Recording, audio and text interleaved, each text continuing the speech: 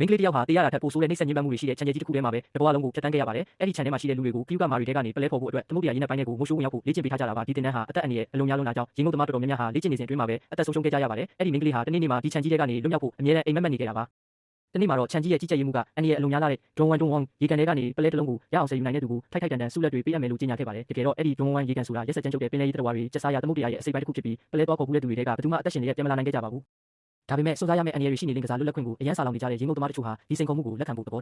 တူခဲ့ကြပါတယ်။ဒွန်ဝမ်လို့အမည်ရတဲ့အဲ့ဒီမင်းကလေးအပါအဝင်ရေငုပ်သမားတွေဟာလေတစင်းနဲ့ဒွန်ဝမ်ရေကန်စီကိုဦးတည်ထွက်ခွာလာခဲ့ကြပြီးနေရာကိုရောက်တာနဲ့ရေထဲကိုခုန်ချလိုက်ကြပါတော့တယ်။သမုဒ္ဒရာကြီးဟာအပေါ်ရန်ကြည့်ရင်တော့ငြိမ်သက်အေးချမ်းနေပုံရပေမဲ့ရေမျက်နှာပြင်အောက်မှာတော့ကြောက်စရာကောင်းတဲ့အန္တရာယ်တွေပုံကွယ်နေပါတယ်။ရေငုပ်နေရင်းနဲ့ဒွန်ဝမ်ဟာကမာခွန်အကြီးကြီးတစ်ခုကိုတွေ့ရှိခဲ့ပြီးပလဲကိုအောင်မြင်စွာဖော်ယူနိုင်ခဲ့ပါတယ်။ဒါပေမဲ့အခြားရေငုပ်သမားတွေကသူ့မစီကနေပလဲကိုလူယူဖို့အတွက်နောက်ကနေရုတ်တရက်တိုက်ခိုက်ခဲ့ကြပါတယ်။အဲ့ဒီလိုလုံးထွေးတက်ပုံနေကြတော့မှပဲဒွန်ဝမ်ဟာရေအောက်မှာတတိလက်သွားခဲ့ရပါတယ်။ကျန်တဲ့ရေငုပ်သမားတွေကပလဲစီကိုဦးတည်သွားနေကြတော့မှပဲသူတို့စီကိုဦးတည်ကူးခတ်လာနေတဲ့ငါးမက်တစ်ကောင်ကိုရုတ်တရက်မြင်လိုက်ကြရပါတယ်။ကြောက်စိတ်တွေအပြည့်ဝင်သွားတဲ့သူတို့ဟာပလဲကိုပါထားပစ်ခဲ့ပြီးရေမျက်နှာပြင်ပေါ်ကိုတုတ်ချေတင်ကူးတက်ကလေးပေါ်ကိုအလူရက်ပြန်တက်သွားကြပါတော့တယ်